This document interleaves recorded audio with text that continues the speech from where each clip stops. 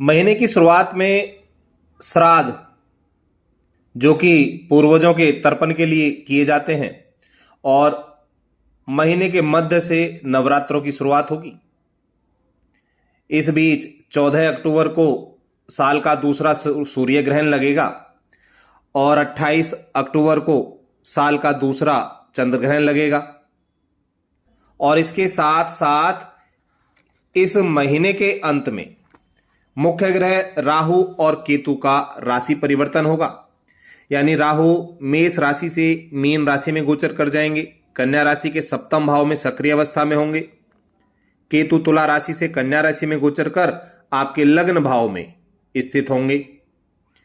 इसी प्रकार राहु के राशि परिवर्तन से राहु और गुरु की युति से बनने वाला गुरु चंडाल दोष भी खत्म हो जाएगा। इसके अलावा मंगल, बुध, शुक्र और सूर्य का राशि परिवर्तन भी होगा।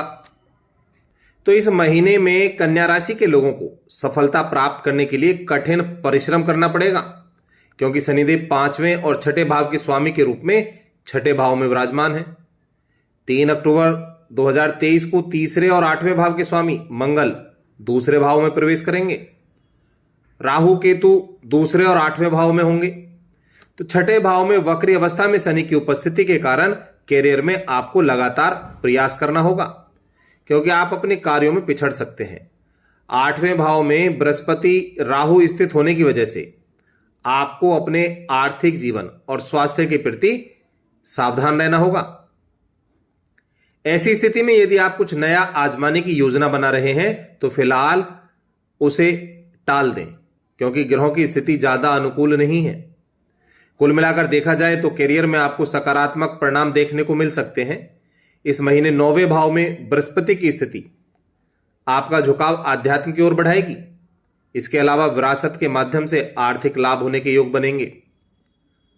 18 अक्टूबर से सूर्यदेव अपनी नीच राशि में दूसरे भाव में स्थित होंगे, जिसके परिणाम स्वरूप पारिवारिक जीवन में कुछ परेशानियां सामने आएंगी। और करियर के लिहाज से 8वें भाव में गुरु की स्थिति कुछ समस्याएं लेकर आ सकती है, लेकिन 12वें भाव में शुक्र की स्थिति आपको राहत देने का कार्य करेगी। 6ठे भाव में शनि के होने से आप अपने काम में बेहतर प्रदर्शन करने में सक्षम होंगे, लेकिन मेहनत अधिक करनी होगी।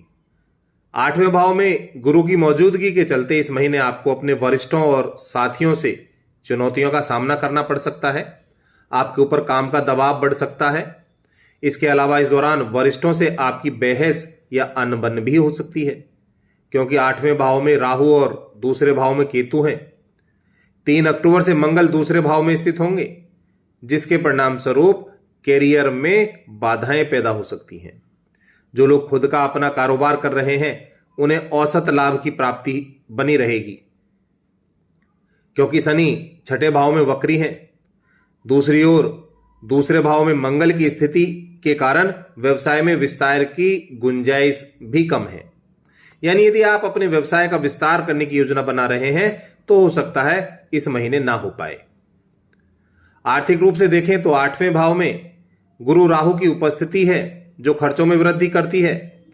और 2 अक्टूबर से शुक्रदेव 12वें भाव में बैठे होंगे, जिसके कारण आर्थिक नुकसान होने की संभावना रहेगी।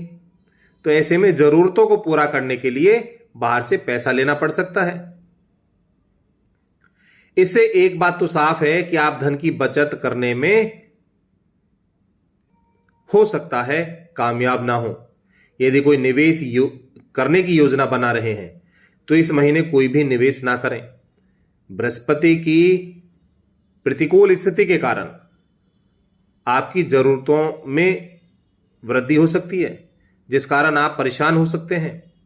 हालांकि 6ठे भाव में शनिदेव के अनुकूल स्थिति के कारण आपकी मेहनत का सकारात्मक परिणाम आपको मिलेगा, क्योंकि शनि को कर्म फलदाता ग्रह माना जाता है, जो व्यक्ति को कर्मों के अनुसार परिणाम देते हैं। तो यहां शनि की कृपा से आपको कुछ अच्छे परिणाम प्राप्त होंगे। आपके द्वारा जो प्रयास किए गए हैं उनमें आपको अच्छे लाभ की प्राप्ति होगी। परिवार में भी कुछ समस्याएं देखने को मिल सकती हैं, क्योंकि गुरु चौथे भाव के स्वामी के रूप में 8वें भाव में है। किसी बात को लेकर परिवार में कलह हो सकती है।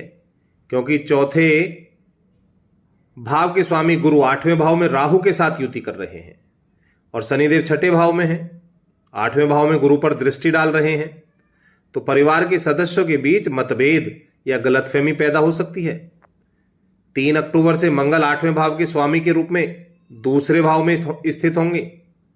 तो परिवार में तर्क वितर्क, बहस, वाद विवाद होने की संभावना बनी रहेगी। तो ऐसे में धैर्य से काम लें, फालतू की बहसबाजी करने से बचें और अपने गुस्से पर काबू रखें। प्रेम संबंधों के लिहाज से औसत फलदायी होगा। राहु केतु 8वें और दूसरे भाव में है। 8वें भाव में देवगुरु बृहस्पति भी विराजमान है, जिसके कारण रिलेशनशिप में कुछ समस्याओं का सामना करना पड़ेगा। प्रेम के कारक शुक्रदेव चंद्र राशि से 12वें भाव में स्थित है, तो ये रिलेशनशिप में कुछ समस्याओं को जन्म दे सकते हैं। तो ऐसे में यदि आप शादी करने की योजना बना रहे हैं तो इस महीने के दौरान शादी करने का प्लान स्थगित कर दें। जो लोग वैवाहिक जीवन में हैं यानी शादीशुदा हैं, उन्हें भी कुछ चुनौतियों का सामना करना पड़ सकता है। शनिदेव 5वें भाव में स्वामी के रूप में छठे भाव में स्थित हैं, जिसके कारण रिश्तों में नोकझोंक हो सकती है। जो लोग सिंगल हैं उन्हें थोड़ा और इंतजार करना पड़ सकता है, क्योंकि इस महीने सितारे आपके पक्ष में नहीं होंगे। ऐसे में हो सकता है आपका अपना पार्टनर ना मिले। बात करें स्वास्थ्य की, तो 9वें भाव में देवगुरु बृहस्पति की प्रतिकूल स्थिति के कारण आपको सिरदर्द या पेट से संबंधित कोई समस्या हो सकती है।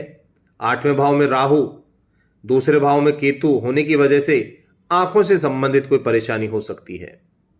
तो ऐसे में अपने खान पान का विशेष ध्यान रखें, व्यायाम करें और खुद का ख्याल रखें।